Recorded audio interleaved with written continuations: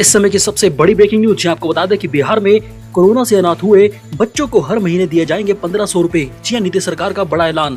Corona virus महामारी में बिहार में अनाथ हुए बच्चों के लिए प्रधानमंत्री मोदी जी के ऐलान के बाद अब बिहार के मुख्यमंत्री नीतीश कुमार ने भी बड़ी घोषणा कर दी है अनाथ बच्चों के लिए जिनके माता पिता कोरोना वायरस की इस महामारी में मारे गए हैं। जी आपको बता दें कि बिहार सरकार कोरोना वायरस के दौरान अनाथ हुए बिहार में बच्चों को हर महीने 1500 रुपए देने का फैसला कर रही है। आपको बता दें कि बिहार में कोरोना वायरस की दूसरी लहर कहर बनकर लोगों पर टूटी है। राज्य में यानी कि बिहार में बड़ी संख्या में बच्चे अनाथ हो गए हैं। बिहार में किसी परिवार में बच्चे के सिर से पिता का साया उठ गया है और बिहार के कुछ परिवारों में तो माता पिता दोनों की ही मौत हो चुकी है। ऐसे में बच्चे अनाथ हो चुके हैं और ऐसे में बिहार में बच्चों के सामने भविष्य को लेकर संकट खड़े हो गए हैं। ऐसे में 23 साल की उम्र पूरी होने पर उन्हें बिहार में पीएम केयर फंड भी मिलेगा जो कि 10 लाख रुपए का होगा।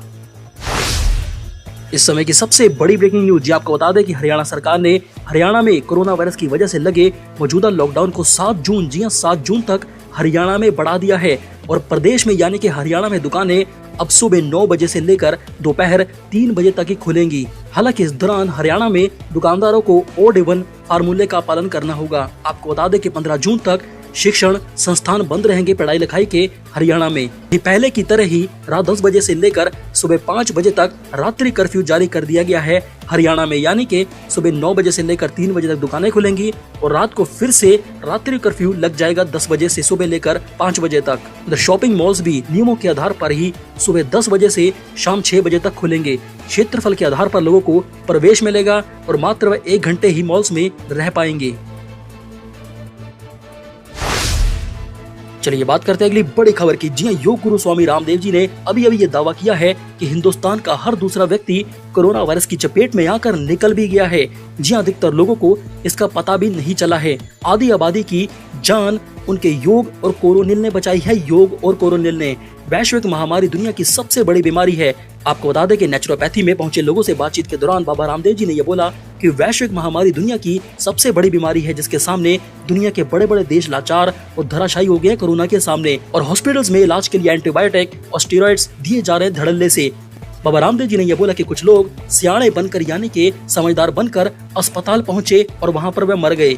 मेडिकल से जुड़े कई लोग भी मर गए लेकिन पतंजलि का सेंटर चलाने वाला कोई भी व्यक्ति नहीं मरा। बाबा रामदेव जी ने यह बोला कि आने वाले 5 सालों में शोध होगा और ये रिसर्च की जाएगी कि आखिर वो लोग जो अस्पताल गए थे वे कोरोना वायरस से क्यों मरे और जिन लोगों ने भारत में घरों में रहकर योग किया, हॉस्पिटल से नहीं गए और कोरोनिल की उनकी दवाई खाई तो वह कैसे बच गए और काढ़े पिए कैसे बच गए। उन्होंने यह बोला कि हर बीमारी का योग और नेचुरोपैथी में इलाज है, इसका वह प्रमाण देने के लिए भी तैयार है। उनके पास सारा डेटाबेस और रिकॉर्ड मौजूद है जो लोग उनकी दवाई खाकर ठीक हुए हैं। लेकिन फिर भी चारों तरफ षड्यंत्र है, चारों तरफ हाहाकार मचाया जा रहा है, चारों तरफ अंधविश्वास है। स्वामी रामदेव जी ने अपने फेसबुक पर MBBS MD डॉक्टर तरुण कोठारी का एक वीडियो भी शेयर किया है। इसमें डॉक्टर तरुण कोठारी ने बाबा रामदेव जी के विचारों को सही ठहराते हुए इंडियन मेडिकल एसोसिएशन के अध्यक्ष डॉक्टर जयालाल यानी के लेले से 10 सवाल पूछे हैं, जिसमें सबसे बड़ा सवाल ये पूछा है कि कोरोना वायरस 2019 में आया पूरी दुनिया में। दावा किया गया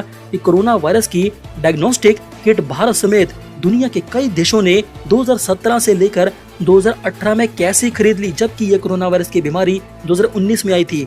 बीमारी बाद में आई और पहले ही किट खरीद ली गई। ऐसे ही कई सवाल उन्होंने पूछे हैं डॉक्टर तरुण कोठारी ने, जो कि बाबा रामदेव जी ने उनका वीडियो शेयर करके ये सवाल पूछे हैं सभी से भारत में। इस समय की सबसे बड़ी ब्रेकिंग न्यूज, आपको बता दें कि कांग्रेस ने एक बार फिर से केंद्र की मोदी सरकार को यानी कि नरेंद्र मोदी की सरकार के 7 साल पूरे होने पर शीर्ष नेतृत्व को सेंटर सरकार को घेर दिया है। जी आपको बता दें कांग्रेस ने यह बोला है कि देश आर्थिक मंदी से गुजर रहा है, देश डूब चुका है, इसके लिए जिम्मेदार सिर्फ और सिर्फ मौजूदा सरकार यानी कि केंद्र सरकार है, मोदी सरकार है। अर्थव्यवस्था प्रधानमंत्री मोदी जी के कार्यकाल में गर्त व्यवस्था में बदलती जा रही है। कोरोना महामारी पर केंद्र के प्रबंधन को लेकर भी कांग्रेस पार्टी ने बड़े सवाल खड़े किए हैं। जी आपको बता दें कि कांग्रेस के महासचिव रणदीप सिंह सुरजेवाला ने यह बोला है कि मोदी सरकार देश के लिए हानिकारक है, हानिकारक, और ये 7 साल आपराधिक भूल है। आपको बता दें कि कांग्रेस ने आगे ये बोला कि 2014 में जो मोदी सरकार सत्ता में आई, सेंटर में आई, तो उसे विरासत में कांग्रेस कार्यकाल की औसतन 8.1% की GDP वृद्धि दर मिली थी। कोरोना महामारी से पहले ही मोदी सरकार की वित्तीय कुप्रबंधन के चलते GDP दर साल 2019-20 में गिरकर 2% ही रह गई, जो 8% से ज्यादा थी हमारे शासनकाल में। 73 साल में पहली बार देश आर्थिक मंदी के दौर से गुजर रहा है, ऐसा बोलना है कांग्रेस का। इसके बाद कांग्रेस ने आगे ये बोला कि प्रति व्यक्ति आय की दर में भारत का पड़ोसी देश बांग्लादेश भी अब भारत से आगे निकल चुका है। वहां पर साल 2020-2021 में बांग्लादेश के प्रति व्यक्ति की आय $2,227 आकी गई थी। इसके उलट भारत में प्रति व्यक्ति आय मात्र $1,947 ही रह गई है, यानी कि बांग्लादेश से भी कम हो चुकी है प्रति व्यक्ति की आय। कांग्रेस ने ये बोला कि एक और गहन चिंता की बात तो ये है कि IMF के मुताबिक भारत का GDP कर्ज अनुपात साल 2019 में 34% से बढ़कर साल 2020 के अंत में 90% तक कर्ज हो चुका है भारत के ऊपर। साफ है कि आपराधिक, वित्तीय कुप्रबंधन और गड़बड़ी के चलते देश की मोदी सरकार ने देश को यानी कि भारत को कर्ज के अंधे कुएं में फेंक डाला है। इसके बाद कांग्रेस ने आगे ये बोला कि लॉकडाउन के बाद भारत की अर्थव्यवस्था को बूस्ट करने के लिए 20 लाख करोड़ रुपए का तथाकथित पैकेज जुमला साबित हुआ मोदी का। राहुल गांधी ने आगे ये बोला कि मैंने आपसे ये बोला था कि आप सप्लाई साइड को भारत में बूस्ट कर दीजिए, पर मोदी सरकार ने मेरी एक न सुनी। हाल ही में आई RBI की रिपोर्ट के आधार पर SBI रिसर्च ने ये खुलासा किया है कि देश में बैंक क्रेडिट ग्रोथ पिछले 59 साल में सबसे निचले पायदान पर पहुंच चुकी है। इसके बाद कांग्रेस ने मोदी सरकार पर हमला करते हुए ये बोला कि मोदी सरकार सत्ता में हर वर्ष 2 करोड़ रोजगार देने का वादा करके सत्ता में आई थी। 7 साल में मोदी सरकार के 7 साल में 14 करोड़ रोजगार देना तो दूर, देश में पिछले 45 वर्षों से सबसे अधिक चौतरफा बेरोजगारी है भारत में। Centre for monitoring of Indian economy के ताजा आंकड़ों के मुताबिक देश में भारत में बेरोजगारी की दर डबल डिजिट का आंकड़ा पार करके 11.3% पहुंच चुकी है। ताजा आंकड़ों के मुताबिक केवल भारत में ही कोरोना काल में 12.5 करोड़ लोगों ने अपना रोजी रोटी खो दिया है और इसमें से 75% से अधिक दिहाड़ीदार, मजदूर, छोटे कर्मचारी और छोटे मोटे दुकानदार हैं, जो लॉकडाउन में बर्बाद हो चुके हैं। इसके बाद कांग्रेस ने आगे ये बोला कि एक तरफ कोरोना महामारी भारत में और दूसरी तरफ मोदी सरकार द्वारा खड़ी की गई लोगों के सामने महंगाई, दोनों ही देशवासियों के लिए दुश्मन बन चुके हैं। खाद्य पदार्थों को लेकर तेल के भाव आसमान छू रहे हैं। पेट्रोल 100 का आंकड़ा पूरा पार कर चुका है। इसका सबसे ज्वलंत उदाहरण है कई प्रांतों में पेट्रोल 100 रुपए लीटर और सरसों का खाने का तेल ही 200 रुपए लीटर भी पार कर गया है।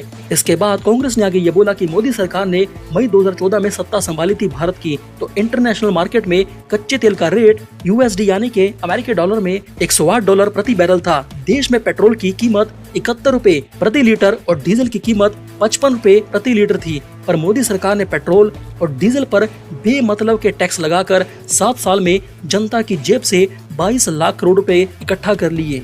इसके बाद कांग्रेस ने मोदी सरकार पर हमला करते हुए ये बोला कि रसोई गैस की कीमतें बढ़कर 809 रुपए तक पहुंच गई हैं। यही नहीं, खाना पकाने के तेलों की कीमतों में भी आग लगी है। हर घर का बजट बिगाड़ दिया है इसने।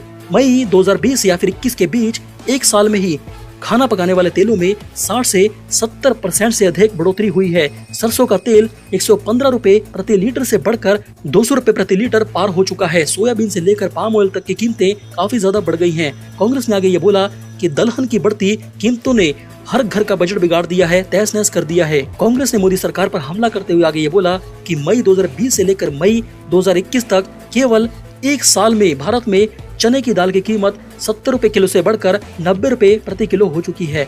अरहर दाल की कीमत 90 रुपए किलो से बढ़कर 120 रुपए प्रति किलो हो चुकी है और यही हाल बाकी देश की दूसरी दालों का है। आपको बता दें कि कांग्रेस यही नहीं रुकी, उसने मोदी सरकार पर आगे हमला करते हुए आज ये बोला कि आजाद भारत के इतिहास की पहली सरकार है ये मोदी सरकार, जो न सिर्फ किसानों से उनकी आजीविका और पैसे छीनकर पूंजीपति दोस्तों का घर भरना चाहती है, जेब भरनी चाहती है, बल्कि अन्नदाता किसान भाइयों की प्रतिष्ठा भी धूमिल कर रही है। कभी उन पर किसानों पर डंडे बरसाती है मोदी सरकार, कभी उन्हें आतंकी बताती है, कभी उनके रास्ते में कील और कांटे बिछाती है ताकि वह वहां पर मोदी सरकार के पास ना पहुंच जाए। इसके बाद कांग्रेस पार्टी ने मोदी सरकार पर हमला जारी करते हुए ये बोला कि मोदी सरकार देश की, भारत की संप्रभुता और सीमाओं की रक्षा करने में पूरी तरह से फेल साबित हुई है। चीन को लाल आंख दिखाना तो दूर, बीजेपी सरकार, मोदी सरकार चीन को लद्दाख में हमारी सीमा के अंदर किए गए अतिक्रमण से वापस नहीं धकेल पाई है। चीन ने आज भी डेप्सोंग प्लेस में भारतीय सीमा के अंदर LAC के पार वाई जंक्शन तक कब्जा कर रखा है, जिससे भारत की सामरिक हवाई पट्टी दौलत बेग ओल्डी एयर स्ट्रिप को सीधे खतरा है। इसके बाद कांग्रेस ने आगे ये बोला कि चीन के द्वारा अरुणाचल प्रदेश में हमारी सीमा के अंदर एक पूरे का पूरा गांव बसा दिया गया है, पर मोदी सरकार चुपचाप बैठी हुई है। यही नहीं, डोकलाम क्षेत्र में चीन ने गैर कानूनी तरीके से कब्जा कर लिया है भारत की जमीन पर और चिकन नेक तक पक्की सड़कों का निर्माण भी चीन ने कर लिया है, जिससे हमें सामरिक दृष्टि से चीन से बड़ा खतरा पैदा हो चुका है। लेकिन मोदी सरकार चुप है। कांग्रेस पार्टी ने आगे ये बोला कि न उग्रवाद पर नियंत्रण हुआ भारत में मोदी सरकार के रहते हुए और न ही नक्सलवाद पर। उल्टे नक्सलवादी आए भारत में और हमारी सुरक्षा एजेंसियों पर, जवानों पर घातक हमले किए और उन्हें शहीद कर दिया सैकड़ों की संख्या में। पर प्रधानमंत्री मोदी जी व गृह मंत्री के पास इससे निपटने के लिए कोई भी नीति साफ नहीं है। कांग्रेस ने आगे ये बोला कि भारत 7 सालों की मोदी सरकार की नाकामयाबी को भुगत रहा है, इसीलिए मोदी सरकार देश के लिए हानिकारक, ऐसा बोलना कांग्रेस का। कांग्रेस के इस बयान पर हमें अपनी राय जरूर दें।